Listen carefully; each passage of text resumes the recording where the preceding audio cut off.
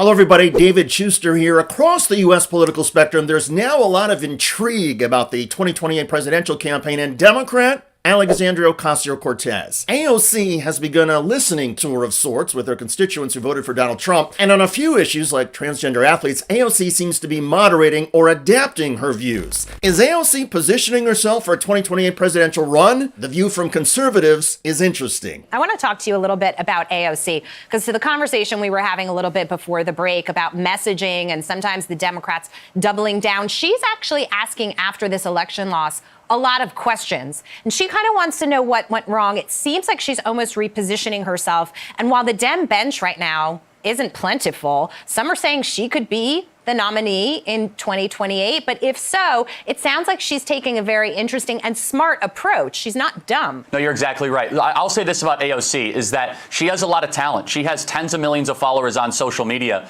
and she is someone that needs to be taken seriously. If she were to run for the presidency within the Democrat Party initially, she would be formidable. And, you know, we as Republicans, we can laugh and we can try to make fun of her, but she understands where the energy of the Democrat base actually is, which is a progressive energy. Now, good luck winning in Ohio or Michigan or Wisconsin or Pennsylvania and any of these Rust Belt states with that sort of radical left-wing perspective. The ridiculous labels, of course, never seem to end. And as Bernie Sanders proved in 2016 and 2020, progressive populism can actually do well in the Midwest and Rust Belt states. Most voters there believe the system is rigged for rich people and powerful corporations. And messages about closing the wealth inequality gap, moving towards Medicare for all and making college more affordable, those campaign issues actually resonate.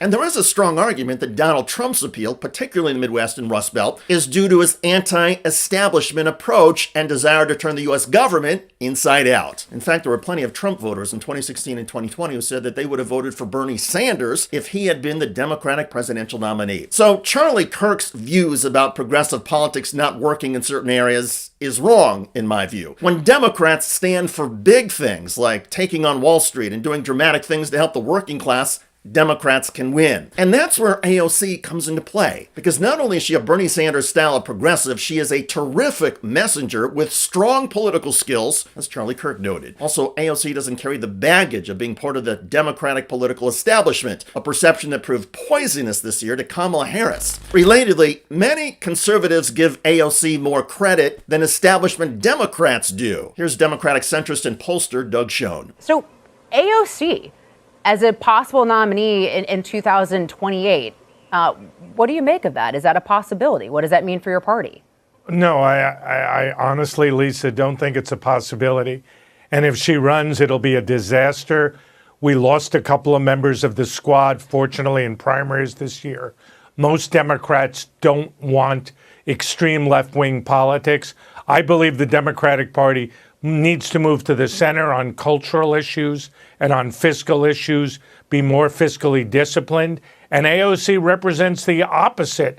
And I think if she runs, it would be a disaster for the party. And I think her chance of getting nominated would be nil. It would be nil? That could be wishful thinking on Schoen's part, or it could be an understanding of how deeply entrenched the establishment is in the Democratic Party. Remember, in 2020 Democratic presidential primary contests, after Bernie Sanders won the first two, Iowa and New Hampshire, the Democratic establishment got terrified, pulled together, and convinced all of Sanders' rivals, except for Joe Biden, to drop out before South Carolina. The party establishment then unified behind Biden and stopped Sanders from winning the nomination, even though the energy in the Democratic Party, of course, was with Bernie Sanders. So history shows that a progressive Democrat with big ideas scares the daylights out of establishment Democrats. However, as conservatives seem to appreciate, inspiring your party base and driving up their enthusiasm is crucial. And that's where AOC is getting a lot of praise, at least from conservatives. Just a word of warning to the Republicans, to my party.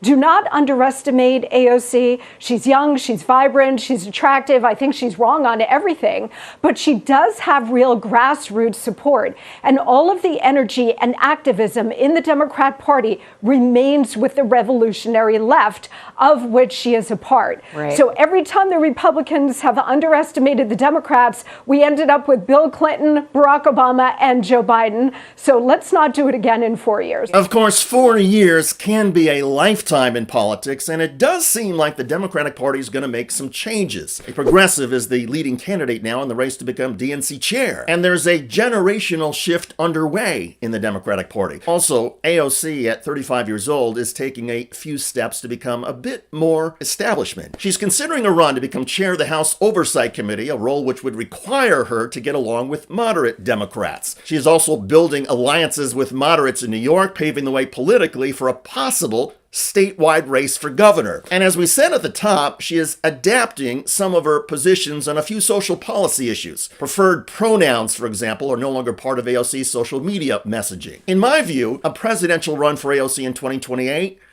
would be tough. She does not have the national fundraising networks and donors like California Governor Gavin Newsom and Pennsylvania Governor Josh Shapiro, who are the potential Democratic frontrunners. And the Democratic Party establishment is still a threat to progressives. However, AOC is clearly one of the Democratic Party's brightest stars. She has the talent, the generational appeal, and the policy perspectives to energize the party and build a powerful movement. And at the very least, she will be an influencer in 2028. Beyond that, her national profile and standing will keep growing. For Democrats and for the future of this country, the AOC dynamic is going to be something to behold. I'm David Shuster. Thanks for joining us.